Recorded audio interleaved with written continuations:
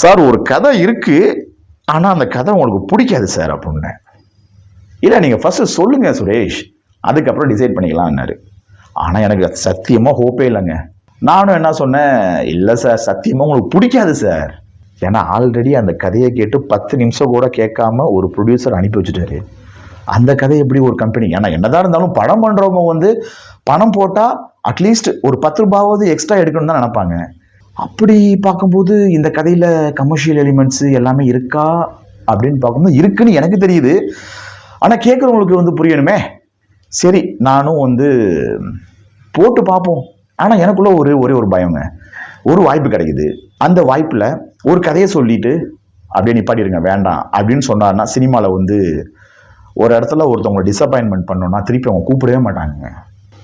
சரி பரவாயில்ல, 7 வருஷத்துக்கு முன்னாடி பண்ண கதை, அந்த கதையை கட்டாயமாக சொல்லுவோம்.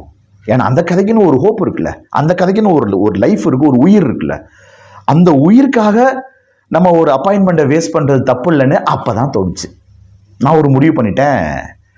ஒரு டவுட் எனக்குள்ள, சரி நம்மளோட ஒரு வெல்விஷர் யார் அப்படின்னு என் புக்கை தேடி பார்த்தா அங்கே குமார்னு ஒரு பேர் தான் இருந்துச்சு. அவருக்கு ஒரு ஃபோனை போட்டேன். என்ன குமார், ஒருத்தர் இப்படி கதை கேட்குறாரு, இந்த கதையை சொல்லலாமா அப்படின்னு.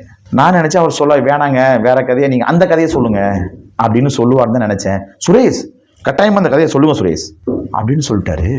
என்னடா நம்ம கதைக்கு மேலே நம்மளுக்கு உள்ள ஹோப்பை விட நம்ம நண்பர் கோடாயிட்டு இருக்கே அப்படின்னு ஒரு எண்ணத்தில், சரி குமார் இந்த அப்பாயின்மெண்ட்டே வேஸ்ட்டாக போனாலும் பரவாயில்ல அப்படின்னு சொல்லிட்டு மறுநாள் அந்த நபரும் வந்தார். நான் கதையும் சொன்னேங்க. கதையும் ஃபுல்லாக கேட்டுட்டு பிடிக்காதுன்னு தான் நினச்சேன். கடைசியில் ஒரு கதை பிடிச்சிருக்கு, இந்த கதையை கட்டாயமாக நம்ம பண்ணுறோம் சுரேஷ் அப்படின்னு ஒரு ஹோப்பை கொடுத்துட்டாருங்க. எனக்கு ஒன்றும் புரியலை. ஏன்னா சினிமாவில் ஃபஸ்ட்டு ஒரு 13 வருஷம் கழித்து ஒரு வாய்ப்பு பண்ணலாம் அப்படின்னு சொல்கிற ஒரு வாய்ப்பு, அது எவ்வளோ பெரிய விஷயம். அப்பாடா அப்படின்னு ஒரு பெருமூச்சு. அதுக்கப்புறம் என்ன ஆச்சுங்கிறத நான் அடுத்த வீடியோவில் சொல்கிறேங்க. Please stay tune. Okay, thank you for வாட்சிங்.